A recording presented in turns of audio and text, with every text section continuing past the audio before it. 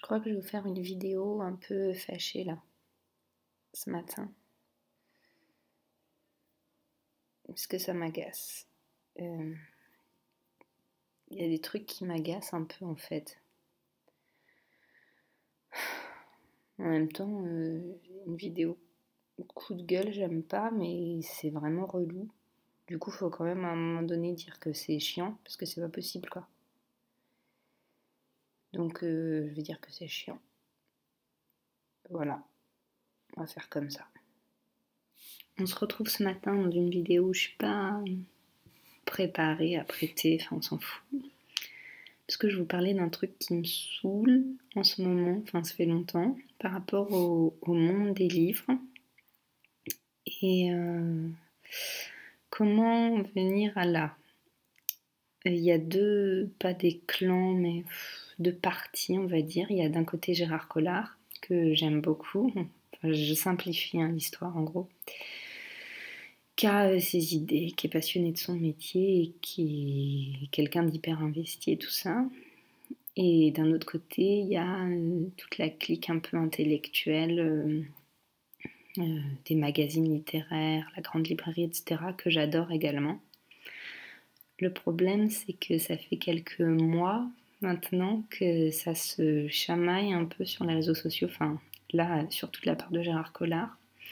C'est vrai qu'il faisait une émission qui a été ou qui a risqué d'être supprimée, je sais plus, sur LCI. Enfin, moi je regarde que sur internet, donc voilà.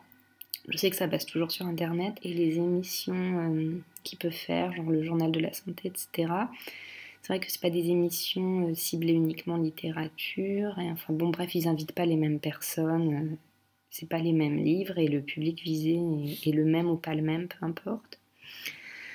En tout cas, je trouve que à chaque fois, ce jugement de l'autre et des lectures à dire que c'est de la merde, que c'est...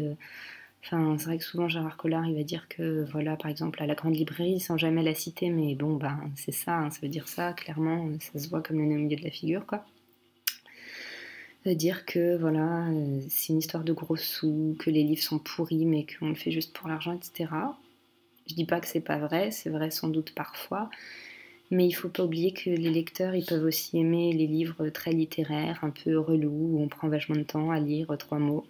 Comme ils peuvent aimer des histoires hyper légères, et ils peuvent aimer les deux à la fois et lire suivant leurs envies. Voilà. C'est un peu comme les libraires de grandes chaînes, genre Fnac, De Citre, Espace Culturel, Leclerc ou je ne sais quoi, qui se bagarrent, qui se chamaillent avec les petits libraires indépendants. Enfin, là c'est plutôt l'inverse. Comme quoi il y en a un qui est plus libraire que l'autre, machin, truc. Et c'est vraiment chiant parce que on fait tous à peu près la même chose, on essaye de promouvoir le livre, on essaye de faire lire les gens, de trouver des livres qui plaisent aux gens, etc. Et je trouve qu'à un moment donné, il faut arrêter de se chamailler sur ce qui est bien, ce qui est intello, ce qui est fait pour l'argent, les petits livres qui sont pas connus alors qu'ils méritent, etc. C'est sûr qu'on passe à côté de plein de choses tout le temps. Mais voilà, c'est un peu relou parce qu'en fait, du coup, ça met un peu le lecteur en otage, je trouve, parce qu'il y a des livres qui sont classés comme intello, machin, et limite, faut pas les lire, voilà. Et du coup, les gens, en fait, se font même pas leur propre opinion, ils écoutent et puis voilà, ils répètent, quoi. Et il y a d'autres livres pour d'autres personnes ou pour les mêmes qu'il faut pas lire non plus parce que c'est trop léger, c'est trop machin, c'est pas de la littérature, je sais pas quoi. Enfin, bon. Donc ce serait bien à un moment donné d'arrêter un peu ce truc, c'est vraiment chiant parce que du coup à chaque fois là ça devient un peu trop tout le temps la critique et qu'on parle de livres. Voilà, et puis ben ce qu'on n'aime pas, on l'aime pas, on le dit, mais c'est pas obligé de le répéter tout le temps en disant oui, les sondages, machin, c'est truqué, c'est bidule, on le sait que l'édition c'est un milieu de pistons et que voilà, si tu veux te faire éditer dans une grosse maison, c'est compliqué si tu connais pas les gens et que il y en a peu, il y a peu de nouveaux auteurs qui percent en publiant un premier roman de ouf chez Gallimard. Voilà. Et les libraires comme Gérard Collard par exemple sont là pour nous faire découvrir d'autres choses. Et les émissions littéraires comme La Grande Librairie sont là pour nous faire découvrir des choses, enfin moi personnellement, parce qu'il y a plein d'auteurs que je connais pas, et aussi pour parler d'auteurs que plein de gens aiment. Je pense à Amélie Nothomb, c'est vrai qu'elle vient à toutes les premières émissions de La Grande Librairie.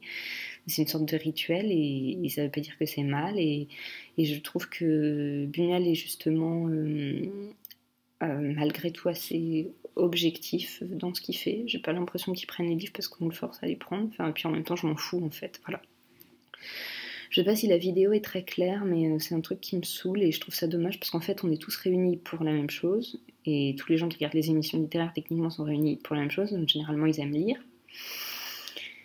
Et voilà, je trouve que ça met un peu Et ça devient vraiment relou parce qu'au début, en fait, si vous voulez, dans La Grande Librairie, on ne le remarquait pas. Et je trouve que ça fait quelques émissions où, en fait, c'est comme si Buñuel devait se justifier, limite.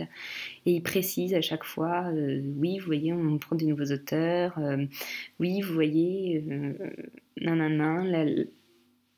la grande littérature, c'est pas forcément difficile à lire, etc. Et on sent bien que c'est des réponses aux critiques de certains, dont Gérard Collard.